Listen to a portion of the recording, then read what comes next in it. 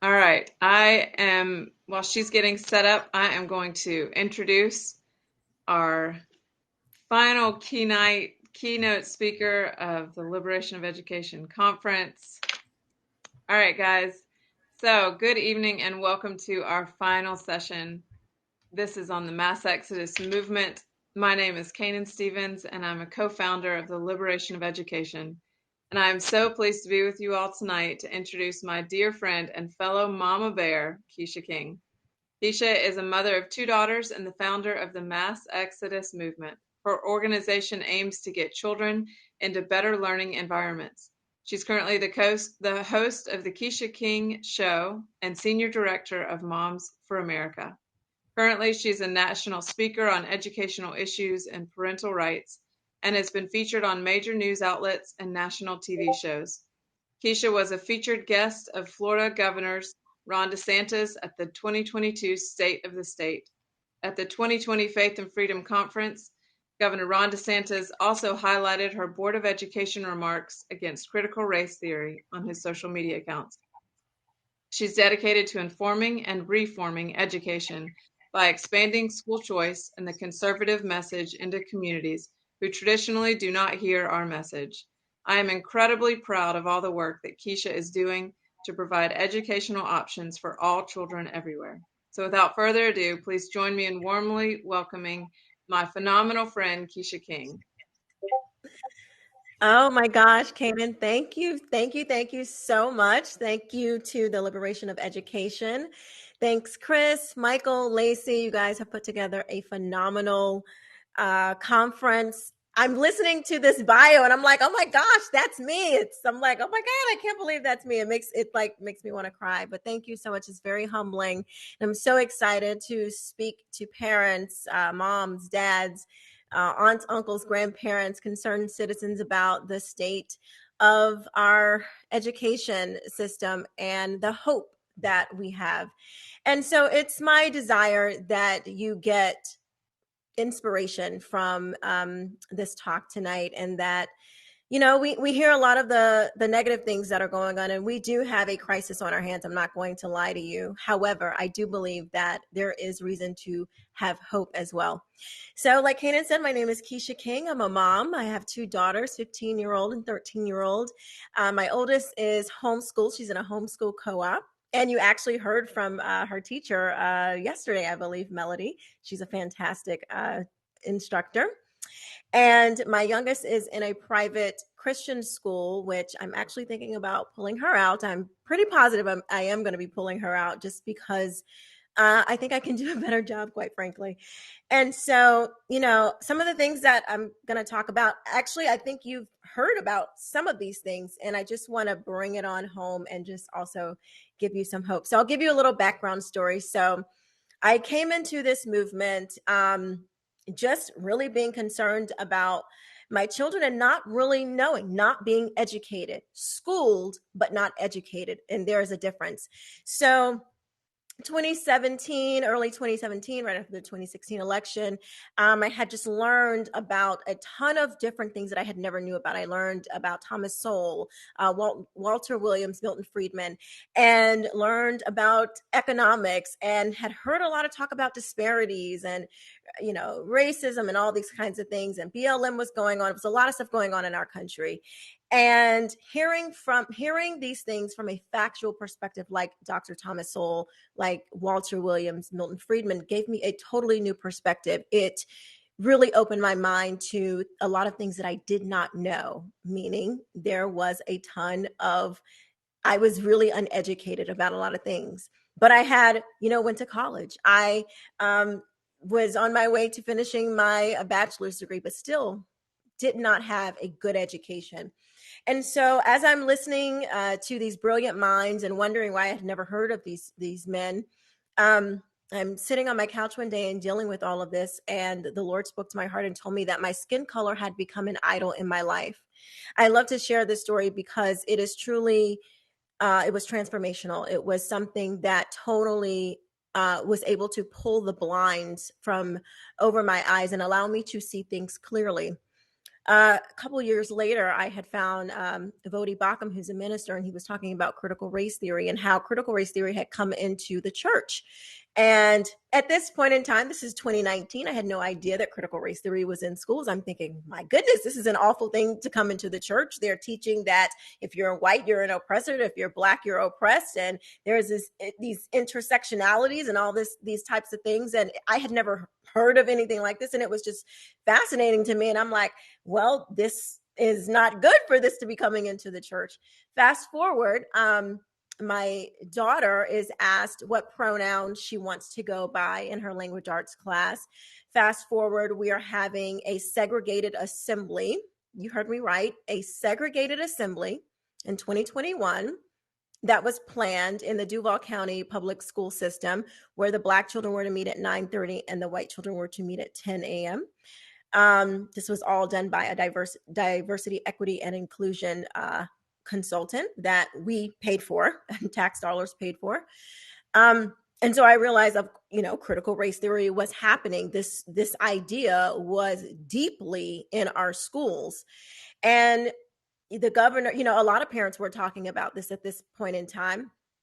And I had been down to the school boards many, many times. We had also had a controversy here about statues and names on buildings. And, the theme of these complainants were that Black children could not get a good education because of a name on a building. Well, I found that utterly insulting and knew that that was a direct outworking of critical race theory. And so I had been down to the school board meetings many times stating my position. And, I could tell that they were not hearing me. The governor, Florida Governor DeSantis, he had held a hearing at the Florida Board of Education. And I shared my thoughts on that. And my remarks went viral thanks to the governor sharing my speech.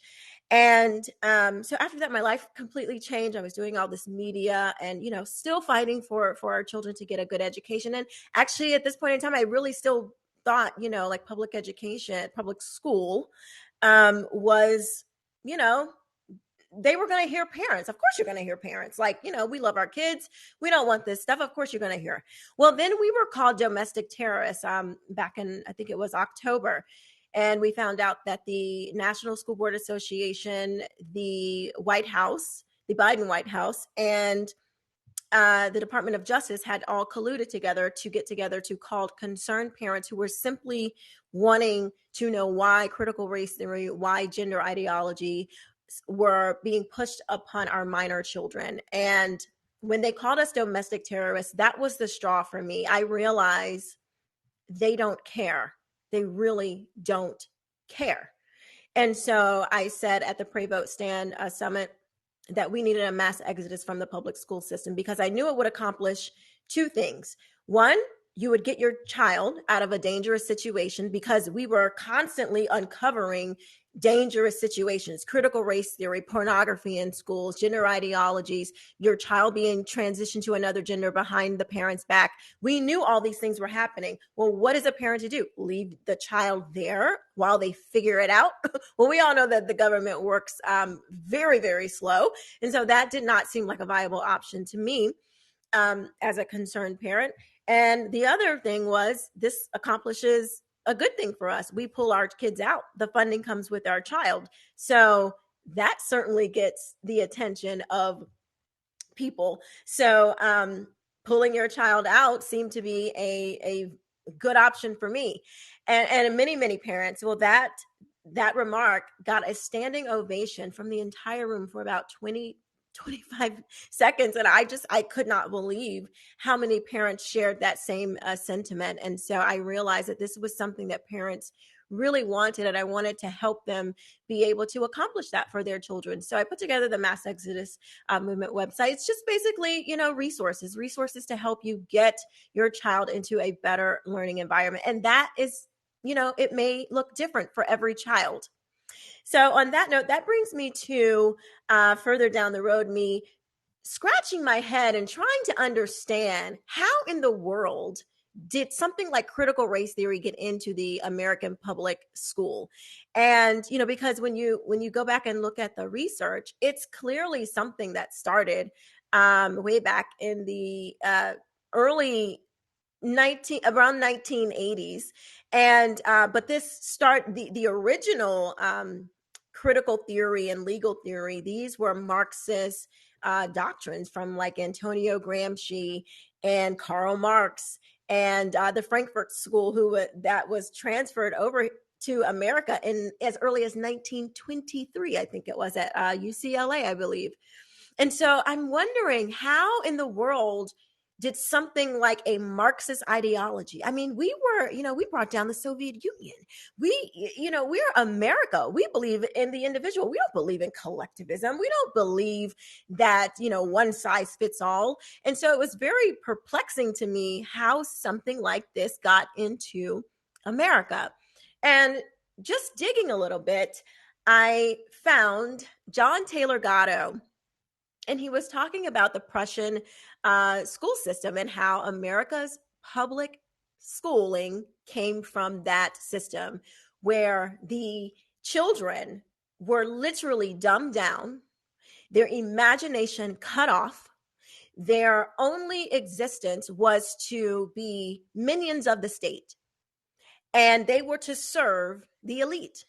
Well, my goodness, that sounds like Marxism to me. A proletariat and a bourgeoisie, right? So I'm like, oh my goodness, you can literally map on top critical race theory and the Prussian school system right on top of each other and see how something like a Marxist communist ideology like critical race theory would come into the American public school system. I'm sure that there were plenty of decent people who thought that having broad education, getting all the children educated, I'm sure some of them, their intents were good, but the ones who were funding this new way of doing schooling were there. I do not believe that their intentions were good. So when you read John Taylor Gatto and others, you'll see the Carnegies, the Rockefellers, and these people were pouring massive amounts of money into this new system. And before long, we had compulsory schooling.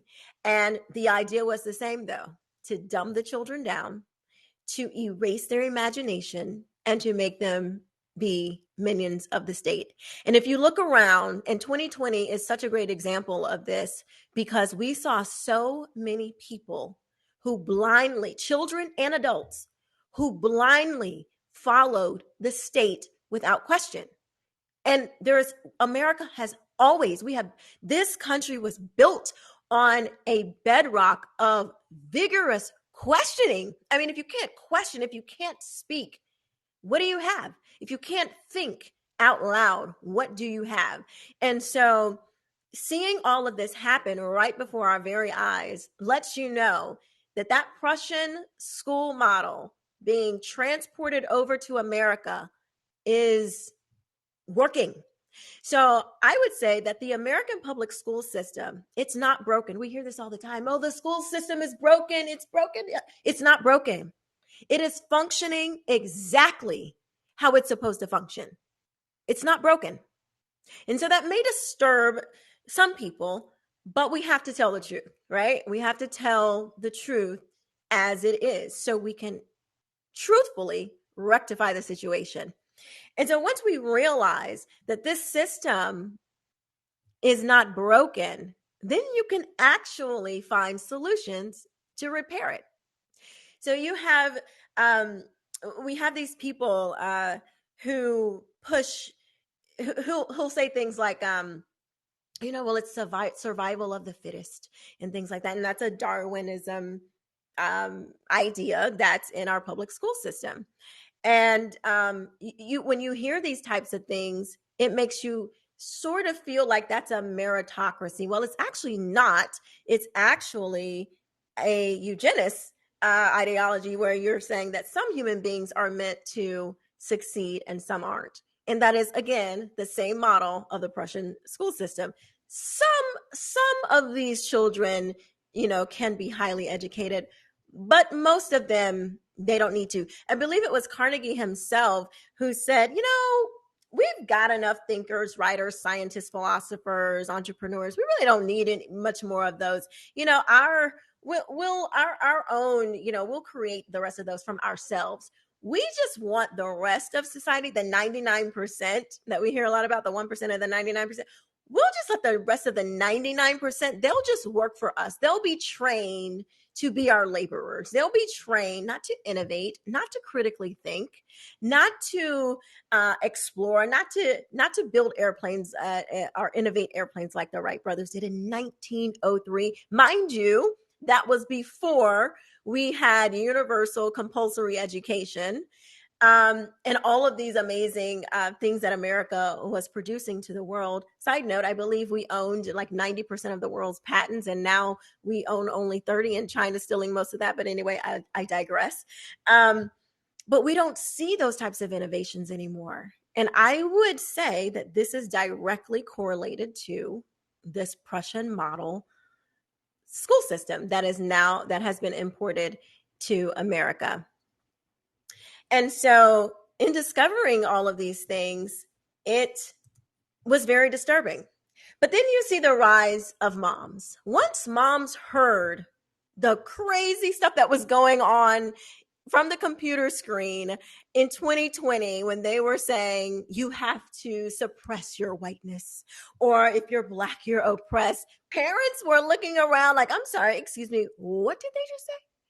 And you're getting these like worksheets that have you rate your white supremacy, and parents of all backgrounds were deeply disturbed, me included. And so we started to take a stand, and we realized that this can not be. Just really quickly, one of the things that Moms for America does that I absolutely love is that we teach that liberty starts in the home. So while moms are on the forefront fighting these battles with the school board, you need to be teaching your children your values and about our country from a real, legitimate, accurate perspective of history from yourself, from your family. Get educated so you can then teach your children. That's one of the things that I love about Moms for America. We believe that liberty starts in the home. That's something that, when moms get a hold of something and we want to share it with others, we're going to learn it, and then we're going to share it to our children. We're going to share it with our husband. We're going to share it with the whole community. And it's just a natural thing that mothers love to do. And love that about Moms for America.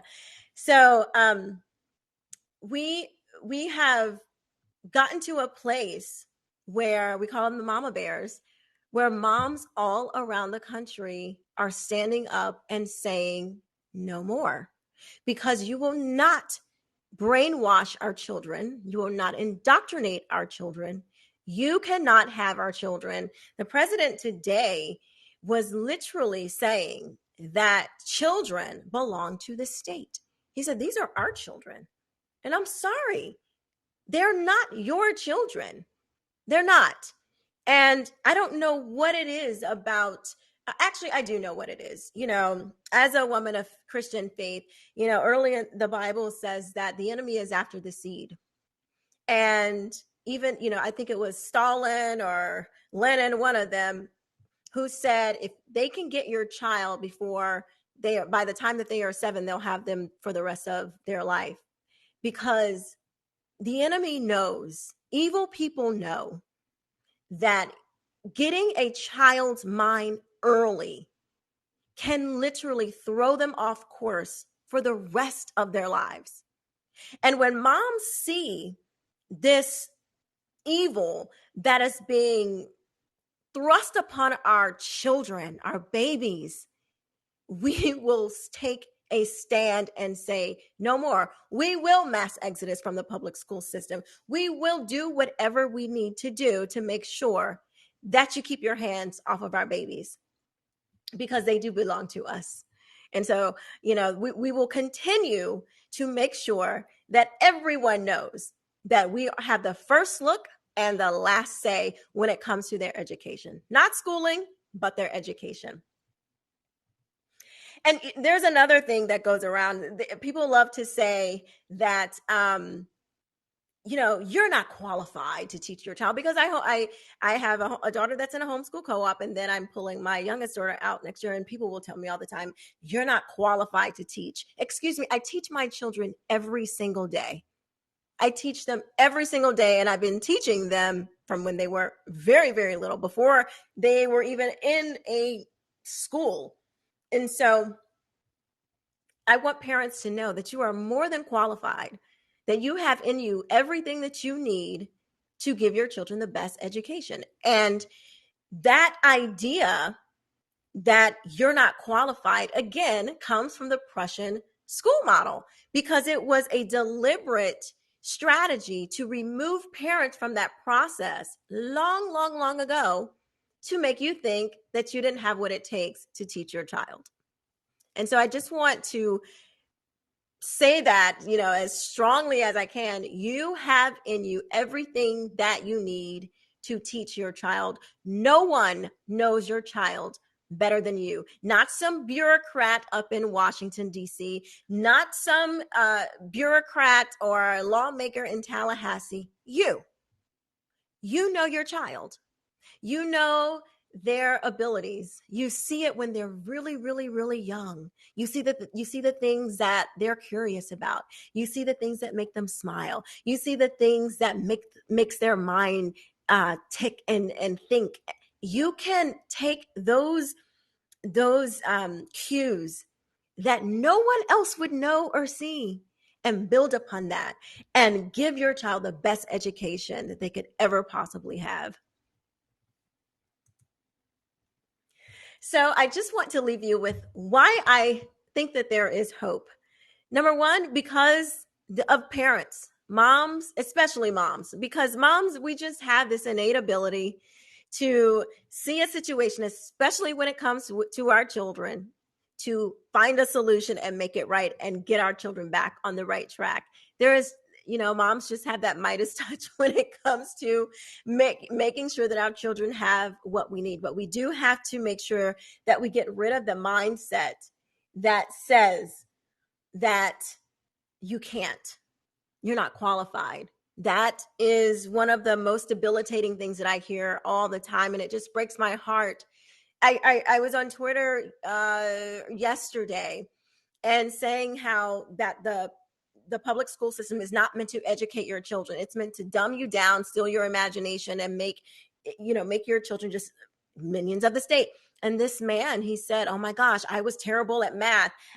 If I had to teach my own kids, they'd be screwed." And I'm like, no, you can, with all of the tools that we have, you can literally hop on YouTube University and find a good math teacher. You may not be the one to teach math, but you will find a good teacher to teach your child.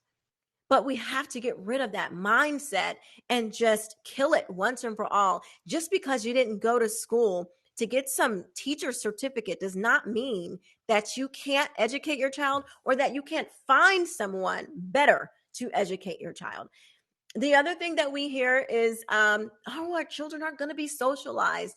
Well, I mean, have you been to a public school lately?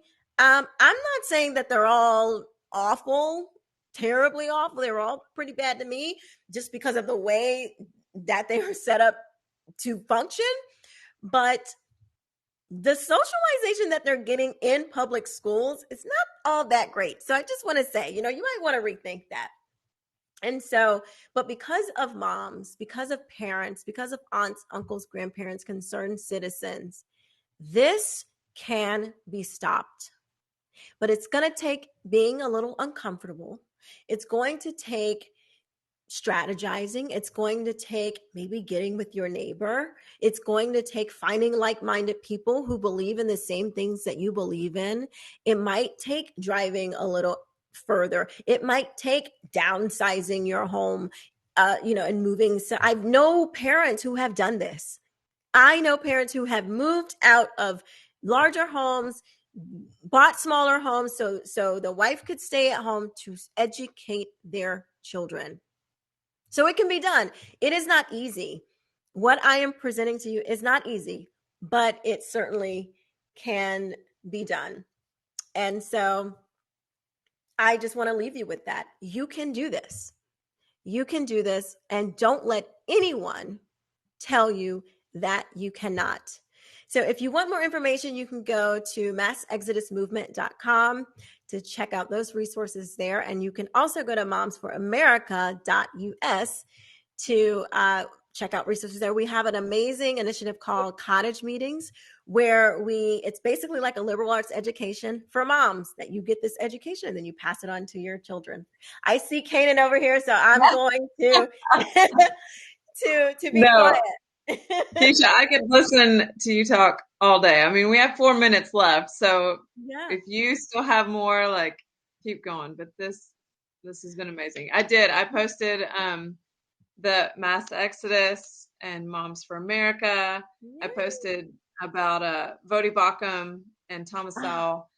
Those, I mean, Vodi Bakum, his book on CRT is right?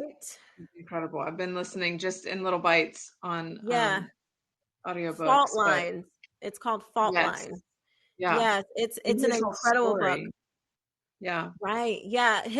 He talks, a lot of people, when we talk about critical race theory, it's such a mess, right? yeah, It's so convoluted. It really doesn't make any sense. You're like, wait a minute. So I'm actually going to judge people by their skin color. So it totally makes you yeah. rework everything you've ever known. So it kind of throws you off. So it can be very hard to understand, but Vodi Bakum breaks it down really well. So I would highly recommend that book.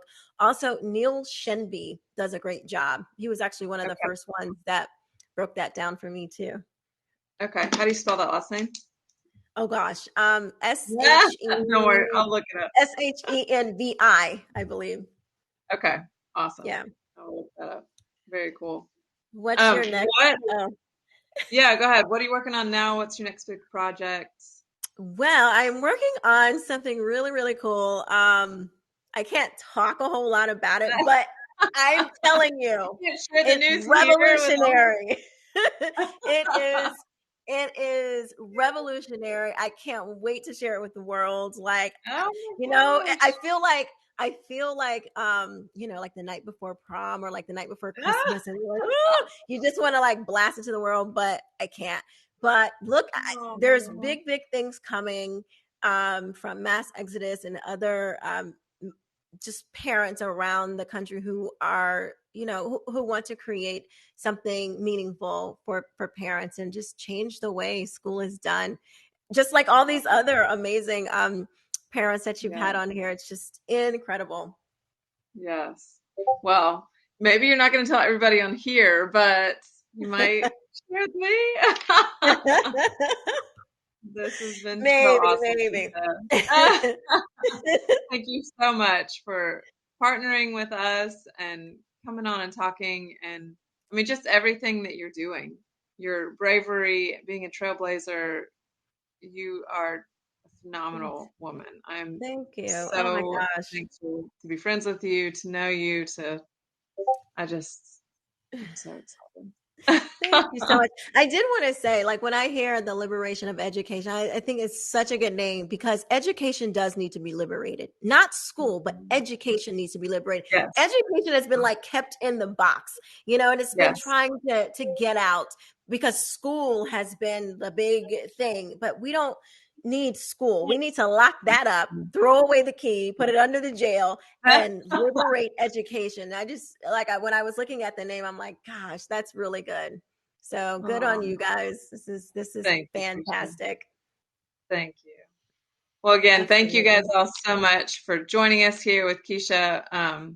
Keisha, I pray God's blessings over you with what you're doing. Thank you. You as You guys, well. thank you. This will be recorded for everybody to watch. If y'all could join us at the very last session, we're going to close it out, have some call to action, get to see all four of us on screen, the four founders of the Liberation of Education, as we finish out this last night. But again, Keisha, thank you so much. This was amazing. Thank you. I'm so proud of you guys. Thank you.